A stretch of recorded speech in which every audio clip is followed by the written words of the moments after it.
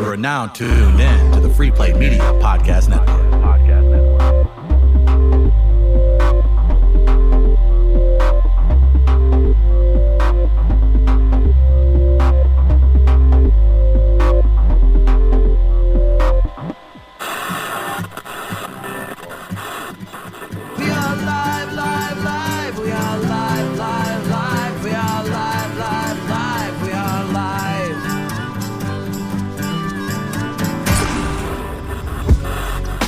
We are live. It's Chris Denman solo today. I'll tell you about my guest in just a second. Real quick, got to tell you about Barrel Beard and Tattoo Oil. Great sponsor of ours, local product made and distilled in whiskey barrels right here in St. Louis. I've got it in my beard today, and boy, is it fantastic. That's right, Barrel Beard and Tattoo Oil, brought to you and created by Jeremy Allen Stanton, partner, friend of the show. Great dude, U.S. Air Force veteran, Jeremy Allen Stanton. Look out for more of his products coming out. That's barrelbeardandtattoo.com.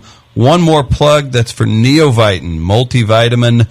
That's for you and yours. They've even got the 50 plus, so if you're listening, you're over 50, you have parents, friends, relatives over 50, be sure to subscribe at neovitin.com and use the code LIVE when you check out. That'll save you some money at checkout. Helps us track who is going where. That's Neovitin, also Barrel Beard and Tattoo Oil. All other sponsors, big thanks to everybody. And proud to bring another great, talented individual in today.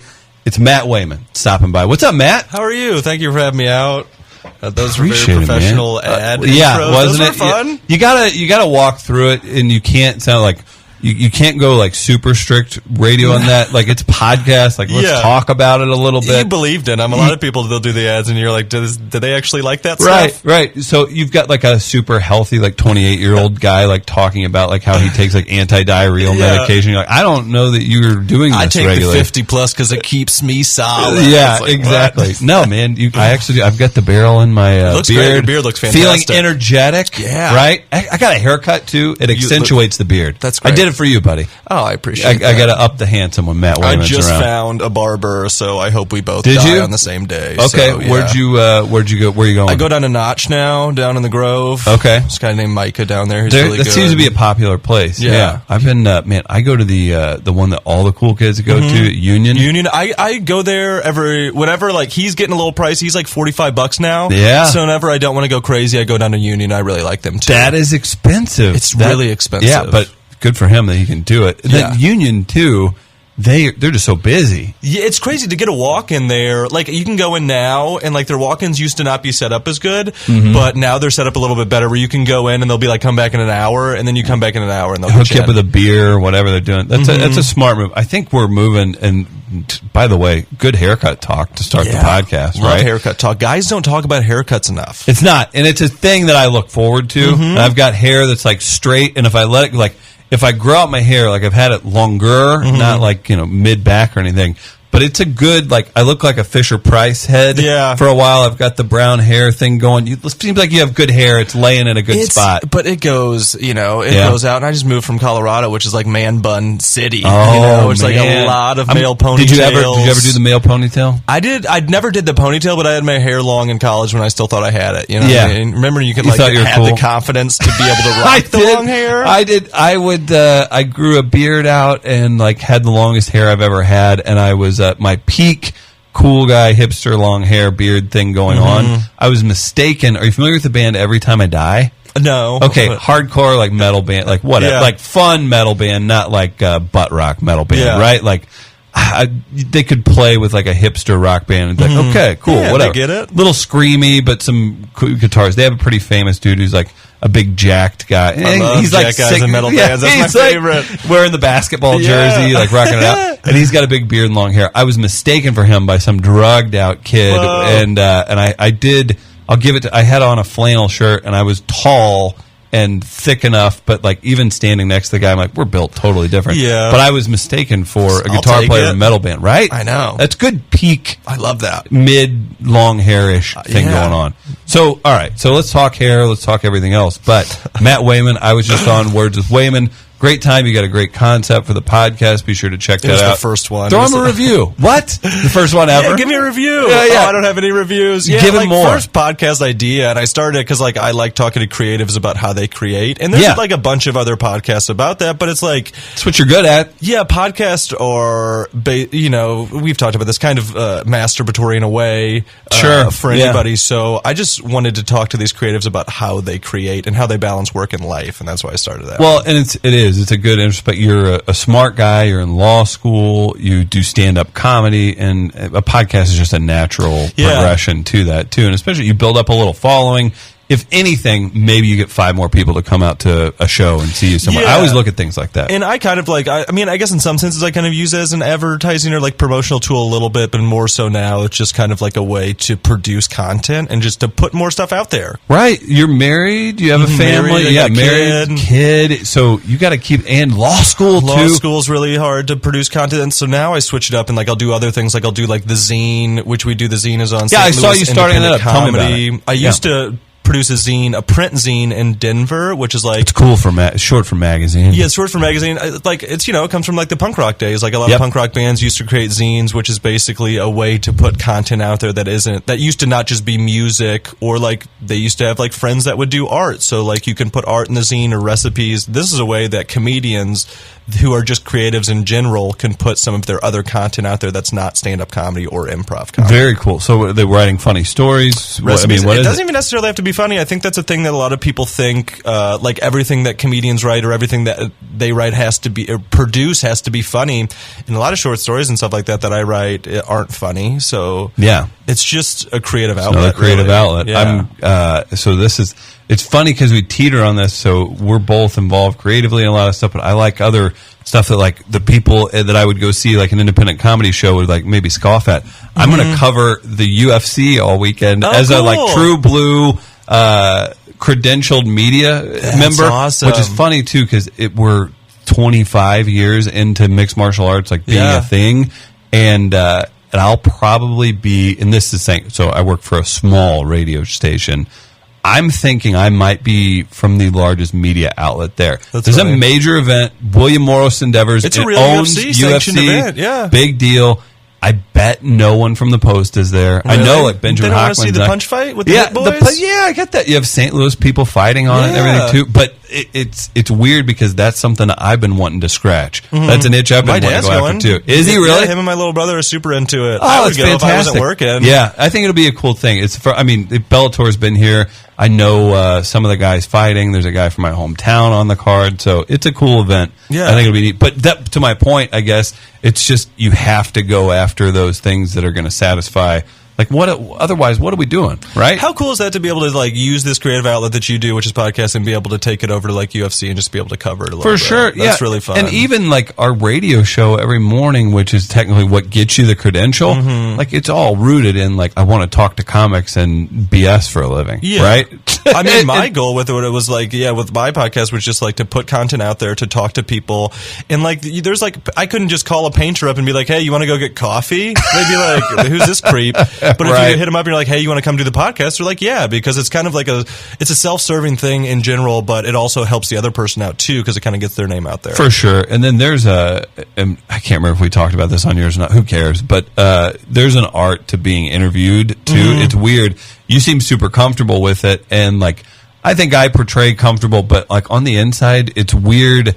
Unless you've just knocked out a bunch recently, if you go and you're a guest on someone else's, when you're in that mode of hosting, I get up in my head, am I leading the conversation too much? Am I? Because I'm interested too, and it's you're an interesting guy. I want to ask you questions, but hey, dummy, you're the guest. It's a skill, being interviewed is definitely a lot different. Because in interviewing, you're always thinking about the next question, I feel like.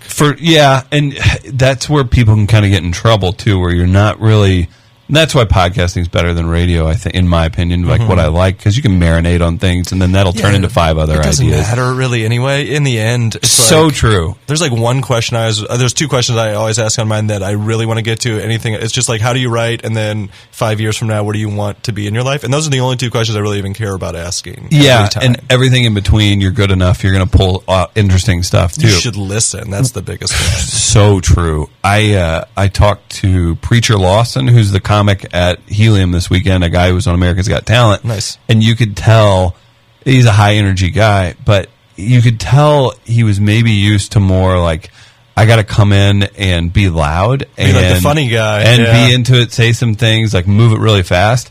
And like my favorite part was like watching him tucker out, like to get to like, here we go. To let now people we're stop here. talking.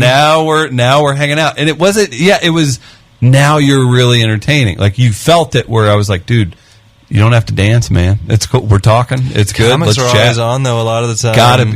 And they're fighting against that too. Especially like morning radio or like morning TV when like you have to kind of bring the energy a little You bit. absolutely, and they won't have you back if you didn't bring it up No. because they're not necessarily people who are part of your world too. They're like, I want you to get Jan in South County interested in my show, pal. So I get it completely. But so what? How long have you been doing stand up? I started when I was 21. I'm 29 now, so like 8 years, 9 years. Plugging away, man. And you started in Columbia. Started in Columbia, I did my first show. The show's still running. It's at Eastside Tavern when I was going to Mizzou, which is funny because we talked about that in mine. We know a lot of the same people from college. Yeah. But then I moved down to New Orleans, and that's when I pretty much say like I really started getting into it. You know, getting up 4 or 5 times a night or a week. Trying to get up every night and then like doing more showcases. How long were you in New Orleans? Me and my wife moved down there for 3 years, and we were living down there for 3 years right after college. Young folks. Such an awesome place to be in New Orleans. Could you live there as a real adult? No, you're a real adult now. You can't raise. I mean, I wouldn't ever raise a child in New Orleans. Yeah. Either like the only way to do it is like if you have really old money, but just like the class dynamics down there still are kind of weird. Yeah. So I think you'd have a really super cool kid, but I think that they wouldn't realize that stuff is different in other places in the world. That would be really because it's like I haven't like met this country. Too many people that grew up in New Orleans. If I think about it, they all get really. it, but it's just like New Orleans is so different from every other place in the country that like a lot of things don't translate. Because like there's like millionaires living across the street from the poorest of the poor, so they get along with each other and they're really cordial. But it's in like other cities, it's not like that really. Yeah, it's an odd sense. You don't even see that. Like Lafayette Square is a good example here. Or I think it's Del Mar. I think there's too much separation, and with Lafayette Square, you're like kind of on top of each other. Like, I don't see them Even mingling. Webster, where I grew up, Webster Groves is still like almost like segregated by the train tracks. Is it? How is that? Like that is a thing. There are tracks that separate. St. Louis and New Orleans are super similar cities. Feels like you're even just the look of it, the dirtiness. The look, you're right. Yeah, and then I guess French Catholic, influence. Yeah. Huge French influence. You'll see the Fleur de Lis a lot here, and you will in New Orleans. So like very similar cities, but couldn't be more different in a lot of ways too. Yeah, that's a good point, man. Yeah, you think about that too. Isn't that weird? When I drive through Memphis, I'm like, oh, this feels like a section of St. Louis. Yeah. Same with New Orleans and a lot of different places. But okay, so you went to New Orleans. You've also lived in Denver. Denver, we moved after New Orleans. My mom had went to college in New Orleans, so we were always attracted to the city. My wife's cousin was living down there at the time, so we knew people. Our friends were living down there at the time. And then after 3 or 4 years, everybody's kind of moving around a little bit, and we wanted to move around too, so we moved to Denver, like the year before weed got legalized out there. That's crazy. Yeah. So that's like, and When this it is was weird. cheap still. But when it was like still like on the underground affordable. side. Yeah, and that, you know what's funny? I'm going to draw a parallel to Benjamin Hockman. I mentioned him earlier. He's a columnist for the Post-Dispatch, covers the Cardinals, all that good stuff. He's on our radio show all the time. He graduated from Mizzou, from the J School, moved to New Orleans, worked for the paper there, and then worked in Denver at the paper there too, and then now has come back to St. Louis. We're the same person. That's what I'm saying. Right. You're a short Jewish dude from Clayton. Right. A lot of people don't know, but I just like unzip my face. Yeah, like, hello, it's Hockman. Yeah, that's weird. That's cool. I'm surprised that I've never like crossed paths and but they're two great cities to live in. Yeah, for sure. Best parts about living in Denver? What did you enjoy there? Just the people. I think like the craft beer and stuff was really cool. The stand-up comedy scene couldn't be better. Super collaborative. Killer scene there. Like I always think Joey Diaz because he was there for a long time, but there's a lot more than just Joey Diaz. Yeah, Josh Blue. He was on Last Comic Standing. Very funny guy. I've interviewed him, man. He's good. Nice. Yeah. Super normal, cool dude. Yeah. Those Who Can't, those guys. So 3 headliners: Ben Roy, Andrew Orvidal, and Adam Caton Holland. So they're probably the biggest right now. Yeah, coming up. But you have a city that like TJ Miller. TJ Miller's from there. Huge one too. So since you brought him up, I've heard he's a good dude. I've heard super nice. Heard he's a great guy. He just got some flack for like some stuff that he did in college. Yeah, but here's what's weird about that too, and we don't have to go super deep into the whole movement, but he denies that completely. He says, this is a lying person who I've dealt with. Like, and I get it, it's a time to sit back, listen, maybe not worry, like, let's throw a few people aside, but like, what if that costs him his career? Yeah, like, it that's absolutely pretty could. messed up to think about. In his marriage, thank God his wife's on his side. And I hope that we're just dealing with like a weird issue, because I would rather someone lie about him doing that than him, like, whatever. But yeah, seems like I've been told, great dude. But I've always thought he was a really nice guy. I think this one might be a little bit more convoluted than some of the other ones that are like a pattern of behavior based off of several years. This might be one incident or one isolated incident. That being said, people are different from they were in college. That's a good point. He could be a monster too. I don't really know. We don't know. Like, there's people that there's comics that I'll hang out with a bunch of times, and it'll come out later that they're a monster, and you're like, well, I was a dude. I have no clue. Totally nice dirt to me. Bags. Yeah, that's a good point. So kill your idols, I guess. There you go. Let's end on that note. No, it's so hanging out in Denver and then doing stand up there. You actually booked quite a bit there too. Yeah, right? We were doing like a couple weekly shows. So I had I got involved with this theater called Voodoo Comedy Playhouse really early, and me and 3 other guys started like a little crew called The Agency, and we were booking a bunch of shows and doing mics and producing a bunch of video content. Well, that's awesome. And again, just finding creative outlets. Where is St. Louis at in regards to Denver? So obviously Denver, I mean, how far ahead? Quite a bit ahead. I mean, I think there's the same level of like comedians. Like when you people go up, it's just like how many comedians a city has. Yeah, so, and we've talked about that, but it's top good to share. 10%'s funny. So there's just like less comics doing video stuff here than there are in Denver. Not to say that it's better content in Denver or worse than it is here. I would say that too. Like the people that you see succeeding here, like I see them outshine out of towners all the time. It's not necessarily like you're bad because you're from St. Louis or something. No. I think there's that, but I do like that point you make. That's like, hey, you have to. It's not just about the cream rising to the top. It's like there needs to be a bunch of cream, right? Yeah, you have to work really hard regardless of what you're doing. The cool part is you can do what you want anywhere now. So you can if you want, you can be a national touring headliner out of Missouri or out of St. Louis if you play your cards right and figure out a way to make it happen for yourself. So that's the cool part. But the downside of it all is you have to travel more. Yeah. So, okay. So you're unique as in you're going into law. So what are you wanting to study? So I know you've told me this, but what are you wanting to get into once you finish law school? So law school, the area I'll probably be practicing would be like personal injury, Social Security, disability. And then I want to do my pro bono work in landlord tenant issues. There you go. Which is a huge problem in St. Louis, along with a lot of other cities. Massive. Yeah. So what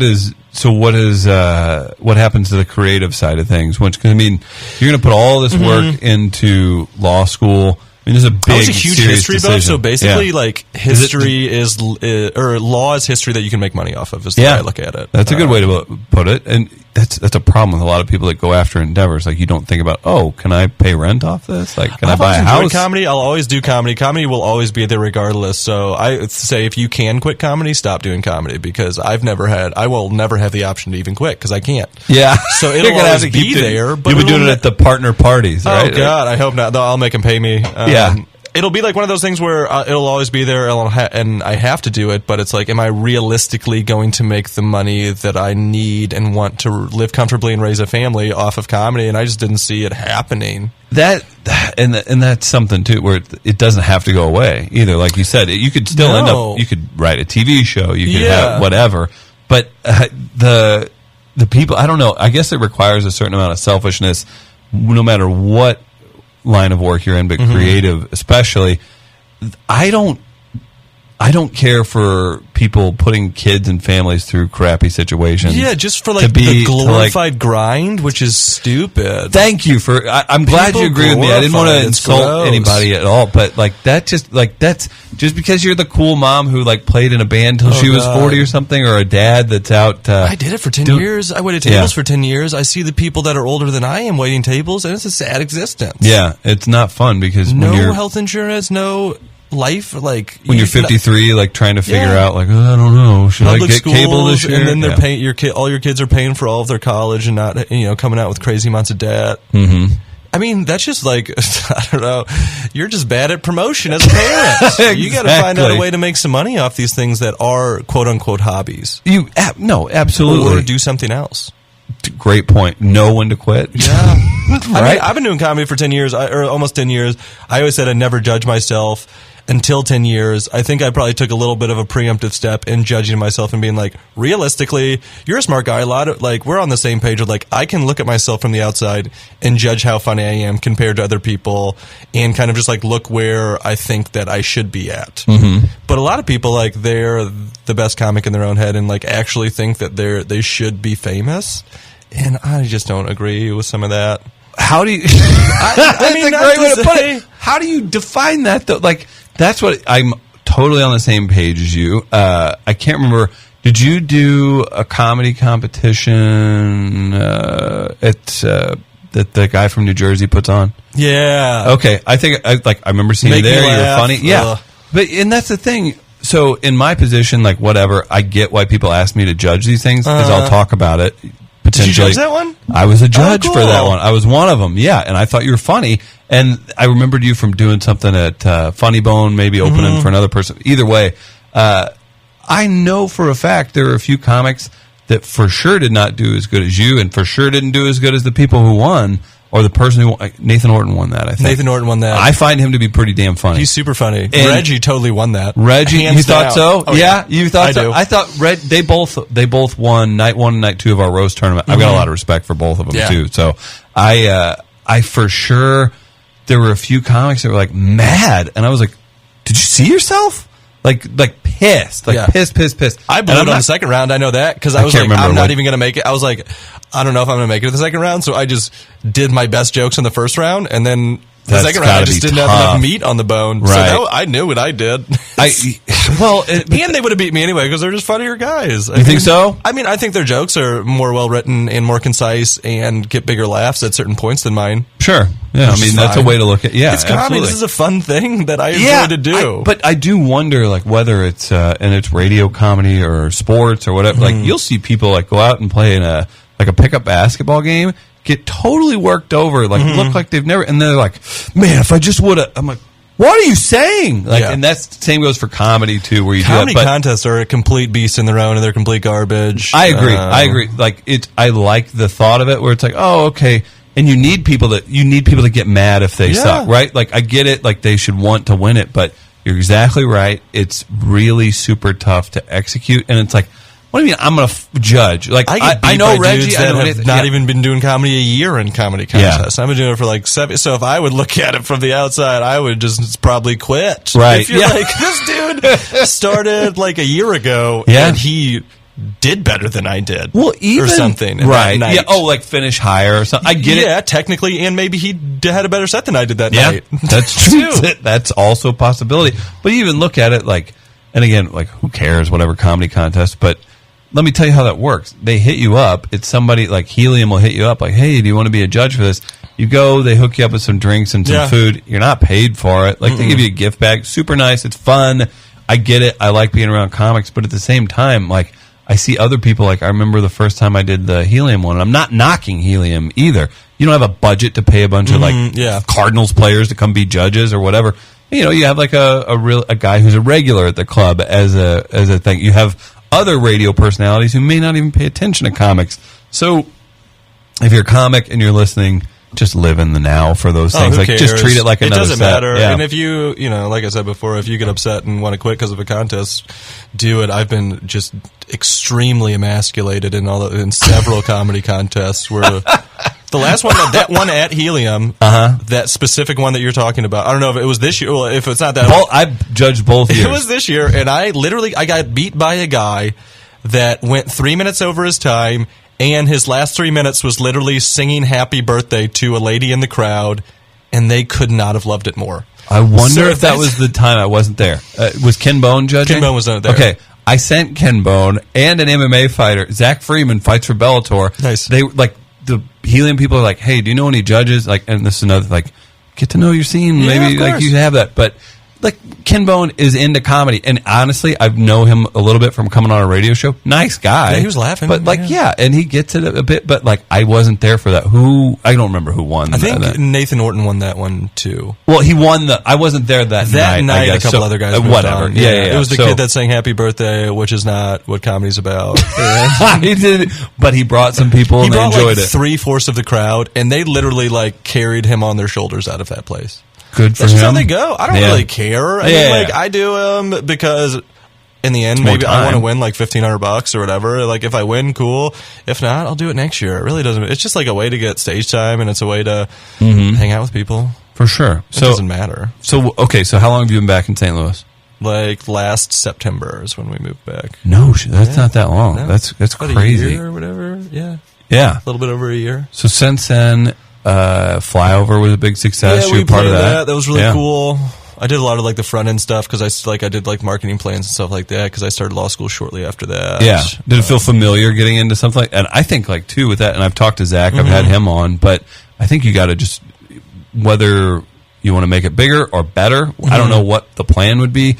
Go full steam ahead on something like that. He's really great, and it's unbelievable the turnout. I've been a part of other comedy festivals in other cities, so that's kind of like what they brought me on, just to kind of like help out with their, like, when they got those questions, they're like, how would we do this? And I was like, this is what we've done in the other comedy festivals I've been a part of. Right. Seems to work. But the turnout was the best part, was unbelievable. Oh, it was fantastic. Pretty much every show besides one was sold out.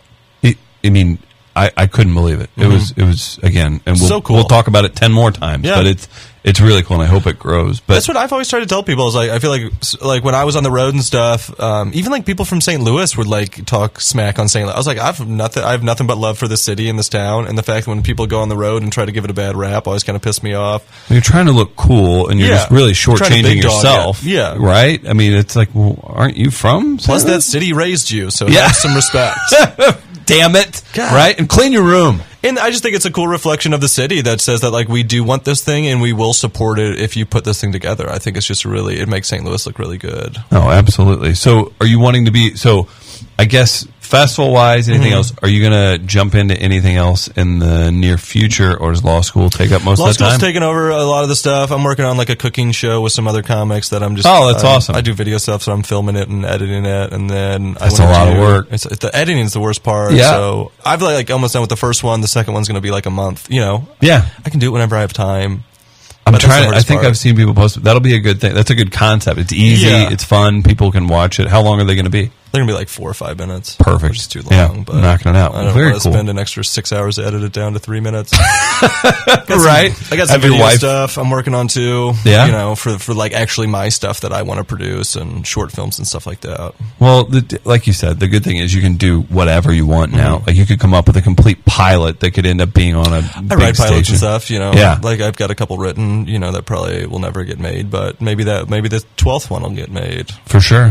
You always got to keep creating, man. Yeah, that's what my thing is. Even if I don't have time to make it, so that's what law school is. So now I write a bunch instead of like going out and doing as many shows. So 30 minutes a day when it used to be like an hour a day writing. Now it's like 30 minutes. It's still pretty damn good considering how busy you are with the family, everything else. So gotta be a dad. Yeah. Right. What do you want your son to get into creative endeavors? Do you want him to do some stand up? Do you want I think it's good just to flesh him out as a person. Right? I feel like when I was little, I put everything into sports, and I was really into sports, and it wasn't until later that I got into the creative stuff and realized the sports didn't matter. And like I just wish. I'm behind that. I think I learned a lot from sports, but I was at tops going to be, my little brother's super tall, but like at tops, I'm 6'3". I'm a tall person.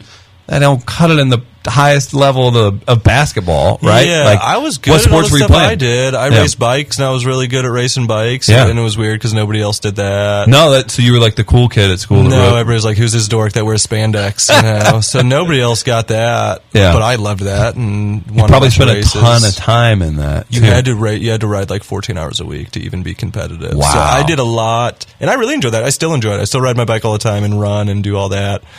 But it's more like meditative than it is like competitive. Right. But that is a good point, too, because you look at it where it's like, yeah, you're doing these things that where would like what would the ceiling be for that? Would you have been a professional? I mean, I probably could have been. Yeah, I probably could have like gone over to Europe and done some stuff like that. I won a bunch of state championships. And really? Raced, So like national kids. Lance Armstrong style, like road biking. My favorite thing is that like about the whole scandal and everything with like everyone was cheating. Do you think everybody wasn't treating you just don't know the sport good enough? I've listened to some podcast interviews with him, and whatever you think about him as a person, I think he's just ultra competitive, and he found a way to cheat better than others. I guess you could say. Well, I think he was naturally a little bit better than everybody else. Like he was beating world class triathletes at the age of 16, so he was like maybe his heart was a little bit better, like Phelps. Like he was just a little bit better. So if everybody's doing drugs, the same drugs and all that, he's still going to be a little bit better. But if he wasn't on drugs, there's no way he would have been able to compete. No, and like I've heard these things where the guys, when they would be out, do they sleep in buses? They don't sleep in the bus. They sleep in hotels, but they ride in those buses all the time. Okay, so I've heard where they have to get up in the middle of the night to go, when they're taking the blood, whatever they do, they would have to get up and go like ride the bike in the middle of the night. To thin their blood so they wouldn't die because of the stuff they're taking. It was basically like it would thicken your blood so that it would thin out less, or it would take longer to thin out so that you could ride longer. Basically keep more white blood cells in, or red, or whatever. It's a wild thing. But they did that. They did the drugs for years. That was called EPO. And then they eventually switched to... Since they were traced in all these drugs, they would just take your blood out in the beginning of the season and then put it back into you later. So Tyler Hamilton, he was a big racer. They just like switched 2 bags up and gave him his teammates' blood, and then they both got caught. So that's what it went to later. It was like, it was your same blood. Yeah. Blood doping. Well, they would heat it up, right? It's all about the blood cell count. Yeah. So basically, like when you're like a week into a race, your blood cell count is super low because you've been riding 4 hours a day at a super high level. So then like you're just going to be tired because that's how people work. Yeah. But then they would put your blood from early in the season that's still super chalked up with all these red blood cells, and then you would just feel a lot better. You recover quicker. You'd be faster. What's the longest you ever rode in a race? Did you ever do like 5 hours? 5 hours? 5 hours, yeah. Was it Ragbri? You ever do that in Iowa? No, that's like kind of like that's not like a leisure thing. That's kind of like go hang out with your dad and ride for like a day. Drink a bunch of craft beer on a bike. And you're like, Mom, Dad's so drunk. But he just parties and... I just said it's a giant key party. Yeah. Is it really? In the 80s, I heard it used to be like a big key party, dude. No doubt there's some bicyclist swapping. My boss at the bike shop said he did it in the 80s, and it was madhouse. That's hilarious. Doing drugs. I like picturing a bicyclist party scene. Yeah. That's interesting. They party. I mean, like, I worked in bike shops for years before I got into restaurants, and they definitely are partiers.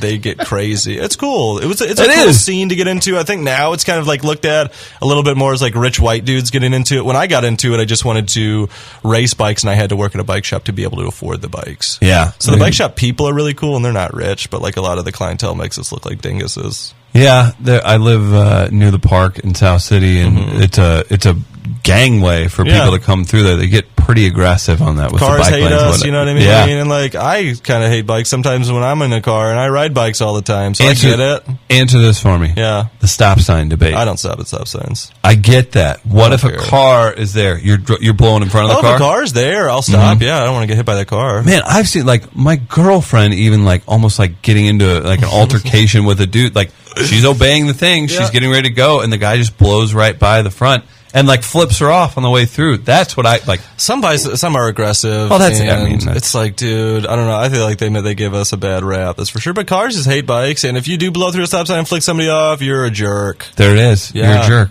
Why would you? I mean, just try to like instigate. I don't have it in me to look for, I don't know, maybe I've been hitting the head too much and I'm afraid of consequences. Well, I mean, then you got like the Sunset Hills mayor that like hit a dude and like was like about to fight this guy, and it's like that's the opposite side. Is like the reason that people probably say that they blow through and all this is because the fact that drivers are so aggressive towards cyclists in general. I can see that. There's morons everywhere. St. Louis, and plus drivers in St. Louis are just mad people. I think They're insane. There's Bobby J. Cox has a good bit, and everyone relates to the living shit out of that bit about driving in St. Louis. I'm sure if you looked at like levels of like violence between motorists, I'm sure it's quite a bit higher than a lot of other cities. Yeah. But All right. people are pissed when they're in the car, and I get it. So I just try not to instigate. And if people want to, like, I've been spit on and stuff like that. If people want to start something, I'm wearing spandex. You think you're going to hurt my feelings? Like, I've made this choice. I'm taller than I look, too, buddy. Go on your day. Yeah, exactly. You can throw something at them. Sounds like an old dude in a truck. Yeah, it's always somebody, like, even in road rage incidents, I'm not a road rager. I pay attention. I'm actually... I use my offense as a good defense when driving. People will be like, yeah, you kind of drive faster. I'm watching 5 steps ahead, paying attention to that. But when you get into those weird road rage incidents, it's always some short-dicked bastard. Oh, yeah. Just look, and I'm like, I would literally kill you. Yeah. Or whatever. Or you have a pistol and you've been itching to squeeze that trigger. In the back of mine, so if somebody like really wants to fight, it's like we can do that. But most of the time, I'm going to get around you. Yeah. Like if you stop and try to get out, I'm just going to ride around you. Let's not do this. I got a kid at home. Yeah, unless you really want to fight. But it's so dumb. It is. People are just such hotheads. I get it. Yeah. So we've got law, comedy, biking. Family, everything. We're hitting all the hot topics. Dude, no, I find you to be, and once again, it's so easy to do it, to lean off of conversations we've already had, but normal comedy. Dude, I run into this, and for the most part, 99% of people are awesome. Even if they are weird, they're nice. How do you like dealing with people? You could talk to a grandpa, or you could talk to a server somewhere. You're easy to speak to. You have good social abilities. The comics that are like on another planet, can we talk about that for a second? Like, how do you like dealing with that? It's weird. Some comics, like, they can go on stage and you'd be like, oh my God, this guy's so funny. And then you try to have a conversation with him off stage and you can't even talk to him at all. Which is like, is that a choice, or is that just like, comedy draws so many different kinds of people? Yeah. Where it's like you have to get in a certain, I guess, headspace to get up and prove yourself. I've waited tables for years, and I've worked in bike shops before that, and my parents always made me super social. I think I'm a product of like the stuff that I've gone through, and I don't think a lot of comics have like gone through stuff like that. Yeah, that's a good point. Been that social, or have been forced to be that social, maybe. But I also think like a lot of these comics, like it takes a weird person to get into comedy a lot of times, to like go up there and to think that you have what it takes to stand up in front of a group of people and make them laugh. It is going to attract some weirdos. So for sure, yeah. It's hard to watch people that like you swear are never going to get it too, but that's part of the game, because a lot of people turn it around too. And I think for a while I was like, is it me? Am I not introing this conversation correctly? Am I not doing that? And I think as I started doing comedy a little bit more, I was like, that's just them. So, try to have a conversation with them and then move on and go talk to somebody else, because there is a lot of comics that are normal. So I don't like stay away from, like, I say hi to everybody and do that, but I'm not going to like hang out a bunch of time and try to force a conversation. That's never going to happen. That gets really old too, especially when you have like real responsibilities and stuff to worry about. Like, I barely have time to do stuff I want to do. I'm not going to have a conversation I really don't want to have. Like, I do that at work all the time. Yeah, and thanks for coming by here to have a conversation you didn't want to have too. Conversations about conversations conversations you don't want to have. That's how it goes, man. So where can everybody find you? You can find Words With Wayman on iTunes. You can find that zine. It's on the St. Louis Independent Comedy. Check that out for sure. The e-zine, that's kind of a cool new thing. I got a couple of videos up on YouTube, or I'm going to be trying to get out a little bit more and just still doing stand-up. But, hit us up anytime, man. Dude. I like working with you. Yeah, let's keep it up, buddy. Too. Yeah, good talk, man. Good talk. All right, man. See you later. Bye.